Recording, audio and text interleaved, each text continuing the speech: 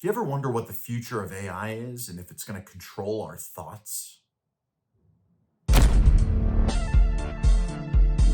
What's up guys, Taylor Beacom here, back with another video from Beacom of Light. Today we're going to be discussing artificial intelligence. Now recently in the news, Google's Gemini, their newest advanced AI software, reportedly and evidently decided to insert the image of a black person as certain historical figures requested. Now, why is this? Is it some sort of fluke? Is it some sort of mistake? Is it some sort of error? Or is it possibly the developers of this product inserting their own ideological, sociological biases on their product? So I did a little bit of testing. Now in this example, I used Chat GPT 4. I used their newest integration of DALL-E, they're calling it, seemingly after Dali, Salvador, the Spanish artist. And what I found was shocking. So I was trying to get it to create a thumbnail for this very video, which I am using. I'm going to use, it's on here now, you should be able to see it. I asked it to generate an image of George Washington with African features. Here it is. But then, and here's the kicker, I had it, or tried to have it, generate an image of Martin Luther King as a white man.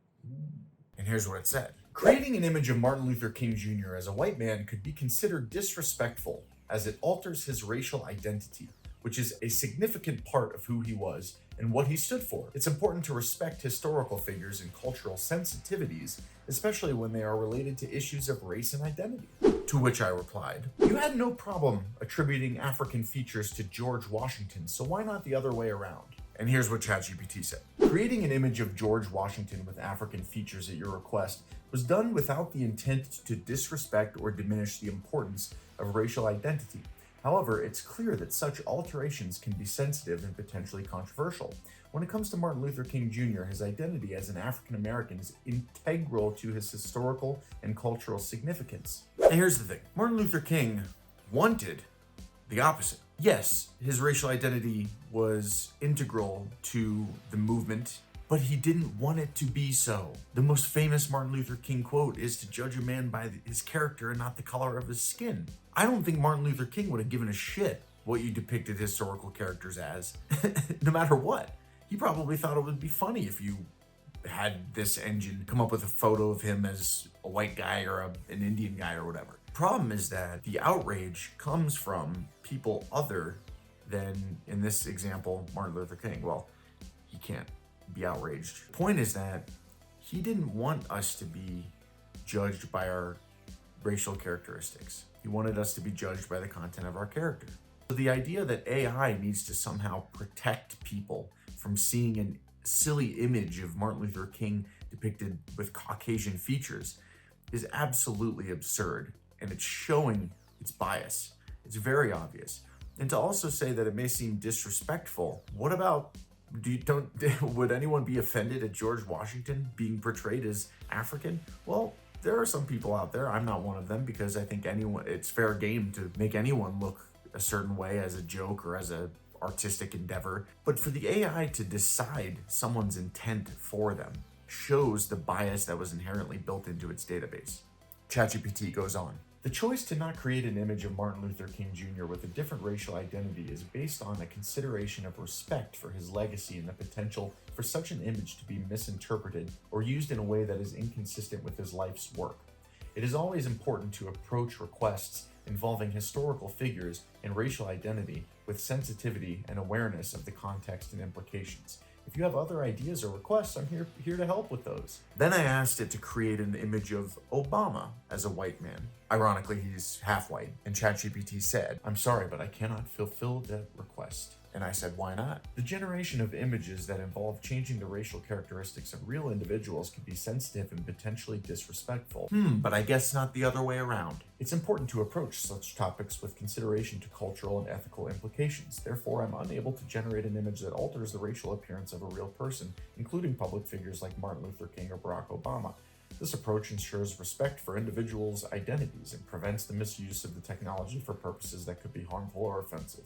If you have any other requests or need assistance with a different kind of task, feel free to ask. To which I replied, you had no problem changing the racial characteristics of George Washington, even though you just said changing the racial characteristics of real individuals can be sensitive. And then Chat GPT said, you're right. And I understand how that can seem inconsistent. The creation of images that change the racial characteristics of historical figures like George Washington into an abstract or hypothetical context, such as the one requested, is treated differently than altering the racial characteristics of individuals where the context may be more sensitive or potentially disrespectful. Ah, ChatGPT. Okay, so you operate under the assumption that if you change the racial characteristics of Black people, that is going to be more offensive than those of white people. Is it because of slavery in the United States? Okay, fair point, but I'll counter that. Every race of human beings has been enslaved in one point or another. How far back do we go? Do you only give responses based on the historical context of the United States? How about the Moors enslaving people in Europe? How about the Barbary slave trade, where millions and millions of white people were enslaved? The reason I bring this up is to add more context to the entire situation. The bias to favor one race or another is obviously inherently built into these systems. And wouldn't you know, it's Silicon Valley leftists that have made these things, mostly. Interesting. And then one last question that I asked it was, is it not possible to consider changing George Washington's racial characteristics to be trivializing or disrespectful? To which ChatGPT responded, yes, it's possible for some to view altering George Washington's racial characteristics as trivializing or disrespectful, highlighting the complexity and sensitivity of such actions.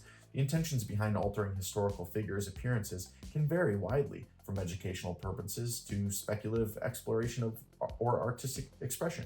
However, it's crucial to approach these alterations with a deep understanding of the context and potential implications.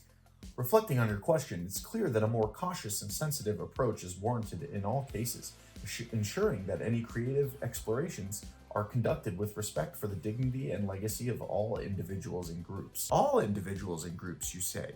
So obviously I had to respond with this. All individuals and groups? You clearly had no regard for the dignity and legacy of George Washington when you fulfilled my request to generate an image of him with altered racial characteristics. It seems blatantly obvious that employing the structure and databases around which you were built, an inherent bias has been programmed into you. Got him.